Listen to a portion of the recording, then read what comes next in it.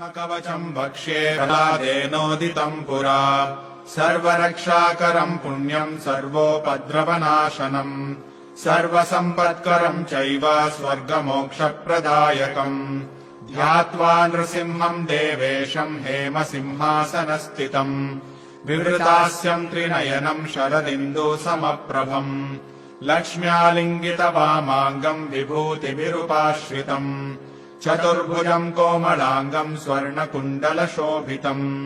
श्रिया सुशोभितो रस्कम् रत्नकेयूरमुद्रितम् तप्तकाञ्चनसङ्काशम् पीतनिर्मलवाससम् इन्द्रादिसुरमौलिष्ठः स्फुरन्माणिक्यदीप्तिभिः विराजितपदद्वन्द्वम् शङ्खचक्रादिहेतिभिः गरुत्मता च विनयात् स्तूयमानम् मुदान्वितम् स्वहृत्कमलसंवासम् कृत्वा तु कवचम् पठेत् नृसिंहो मे शिरः पातु लोकरक्षात्मसम्भवः सर्वगोपीस्तम्भवासः पालम् मे रक्षतु ध्वनिम् नृसिंहो मे दृशौ पातु सोमसूर्याग्निलोचनः स्मृतिम् मे पातुर्हरी मुनिवर्या स्तुतिप्रियः नासा मे सिंहनासस्तु मुखम् लक्ष्मीमुखप्रियः सर्वविद्याधिपः पातो नृसिंहो रसनाम् मम वक्त्रम् पाद्विन्दुवदनः सदा प्रह्लादवन्दितः नृसिंहः पातु मे कण्ठम् स्कन्धौ भूभरणान्तकृत् दिव्यास्त्रशोभितभुजो नृसिंहः पातु मे भुजौ करौ मे देववरदो नृसिंहः पातु सर्वतः हृदयम् योगिसाध्यश्च निवासम् पातु मे हरिः मध्यम् पातु हिरण्याक्ष वक्षः कुक्षिविदारणः नाभिम् मे पातु हरिः स्वनाभि ब्रह्म संस्तुतः ब्रह्माण्डकोटयः कट्याम् यस्यासौ पातु मे कटिम्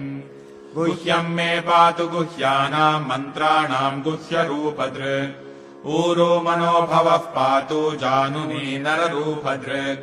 जङ्घे पातु धराभारा हर्ता योऽसौ नृकेशरी सुरराज्यप्रदः पातु पादौ मे हरीश्वरः सहस्रशीर्षा पुरुषः पातु मे सर्वशस्तनुम् महोग्रः पूर्वतः पातु महावीराग्रजोऽग्नितः महाविष्णुर्दक्षिणे तु महाज्वालस्तु नैऋतौ पश्चिमे पातु सर्वेशो दिशि मे सर्वतोमुखः नृसिंहः पातु वायव्याम् सौम्या भीषणविग्रहः ईशान्याम् पातु भद्रो मे सर्वमङ्गलदायकः संसारभयतः पातु मृत्योर्मृत्युर्नृकेशरी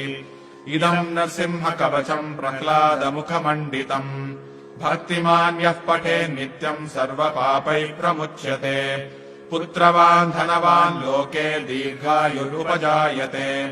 यम् यम् कामयते कामम् तम् तम् प्राप्नोत्यसंशयम् सर्वत्र जयमाप्नोति सर्वत्र विजयी भवेत् भूम्यन्तरिक्षदिव्यानाम् ग्रहाणाम् विनिवारणम् वृश्चिकोरगसम्भूत विशापहरणम् परम् ब्रह्मराक्षसयक्षाणाम् दूरोत्सारणकारणम्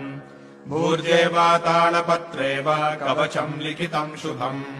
करमूले धृतम् येन सिद्ध्येयुः कर्म सिद्धयः देवासुरमनुष्येषु स्वम् स्वम् एव जयम् लभेत्